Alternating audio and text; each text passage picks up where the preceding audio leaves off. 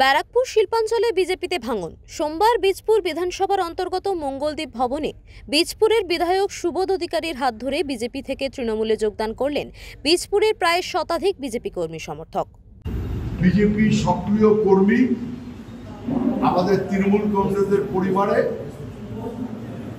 সামিল হলো এবং এরা অনেকদিন আগেই আমাদের চেয়ারম্যান বিধায়ক সুবোধ অধিকারীর কাছে আবেদন করেছিল। আমাদের বিধায়ক সেটাকে জেলায় পাঠিয়েছে, জেলা থেকে স্টেট ঘুরে ক্লিঞ্চ হয়ে এসেছে। অনুষ্ঠানে উপস্থিত ছিলেন হালিশহর পুরসভার চেয়ারম্যান শুভঙ্কর ঘোষ, হালিশহর টাউন তৃণমূল কংগ্রেস সভাপতি প্রবীর সরকার এবং অন্যান্যরা।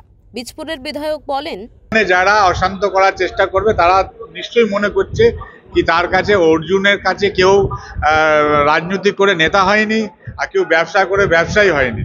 তারা জানে ক্রিমিনাল হবো, কেউ বন্দুক ধরাবে, পিস্তল ধরাবে, তার থেকে আমাদের যে সংসদ পার্থভূমি সাংস্কৃতিক জগতের মানুষ, শিক্ষিত মানুষ, পণ্য মানুষ, সেখানেই মানুষ সবাই যোগ দিচ্ছে। স্বাভাবিকভাবেই হালিশহরের রাজনৈতিক মহলে এরপর থেকে উঠছে গুঞ্জন। উত্তর 24 পরগনা থেকে সুকান্ত চট্টোপাধ্যায়, ওঙ্কার বাংলা।